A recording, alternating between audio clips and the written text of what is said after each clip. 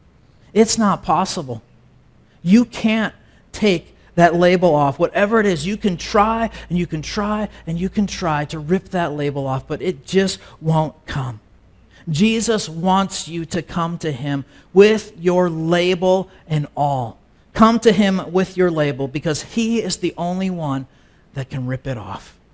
He's the only one that can take that label off. And he's the only one that can give you a brand new label that says, forgiven, free, accepted, mine, renewed. These are the labels that only Jesus can give us. James, the brother of Jesus, also places Rahab right alongside Abraham as a great example of faith. James says in James chapter 2, verse 25, Rahab the prostitute, she just can't shake the label, is another example. She was shown to be right with God by her actions when she hid those messengers and sent them safely away by a different road. The point that James is making here is that faith without works is dead. Faith does something.